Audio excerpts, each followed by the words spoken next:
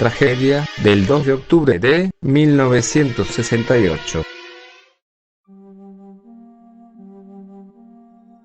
El 2 de octubre de 1968, en la Ciudad de México se suscitó una terrible matanza ocurrida en Tlatelolco, en la Plaza de las Tres Culturas, provocando la muerte de más de 300 personas.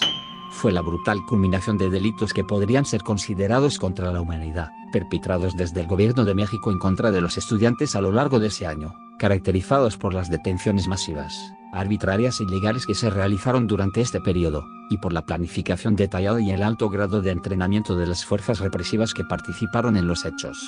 Así lo han calificado los sobrevivientes de ese movimiento, quienes exigen que a los responsables se les juzgue por genocidio.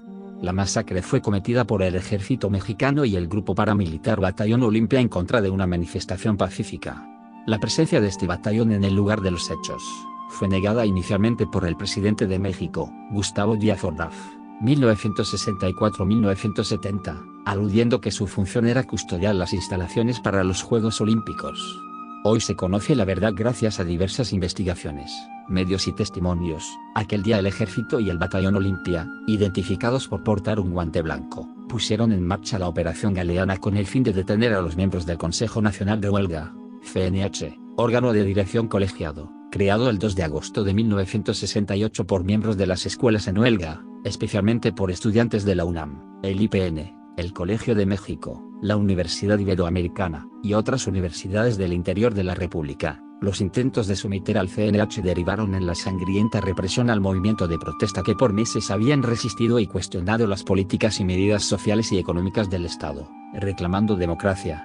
El movimiento estudiantil de 1968 tuvo también carácter social, ya que además de participar los estudiantes universitarios, preparatorias y vocacionales entre otros, se unieron profesores, obreros, amas de casa, sindicatos e intelectuales tanto de la Ciudad de México como del interior de la República.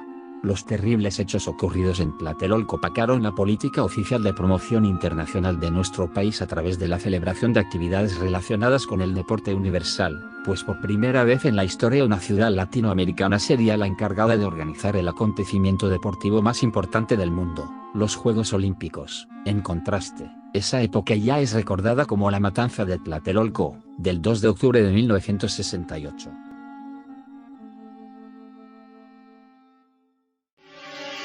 Los 43 estudiantes normalistas de Ayotzinapa. La noche del 26 de septiembre de 2014, en Iguala, Guerrero, tuvo lugar uno de los más emblemáticos episodios de violación a los derechos humanos en la historia reciente de nuestro país.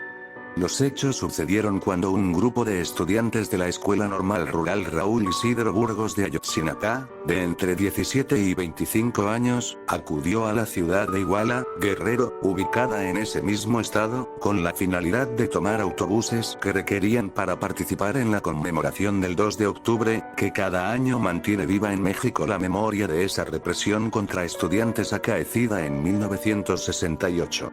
Aunque la retención y el uso temporal de autobuses por los estudiantes para realizar sus actividades había sido habitual en Guerrero y contaba incluso con el aval tácito de empresas y autoridades, el 26 de septiembre la respuesta de las autoridades no fue la ordinaria.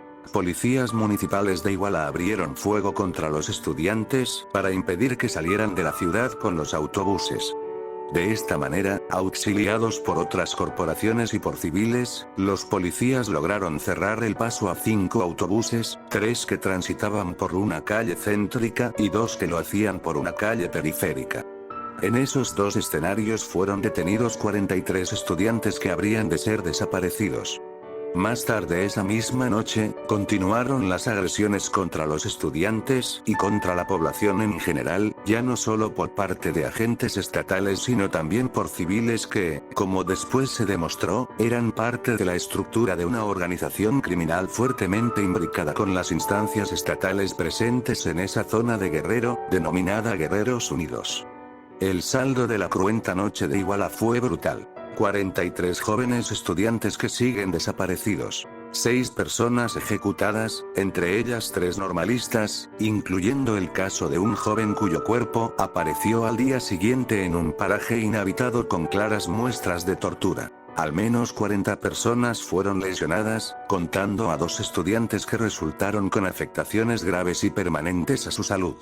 En total, más de 180 personas fueron víctimas directas de violaciones a derechos humanos esa noche, y alrededor de 700 personas resultaron víctimas indirectas, considerando a los familiares de los agraviados.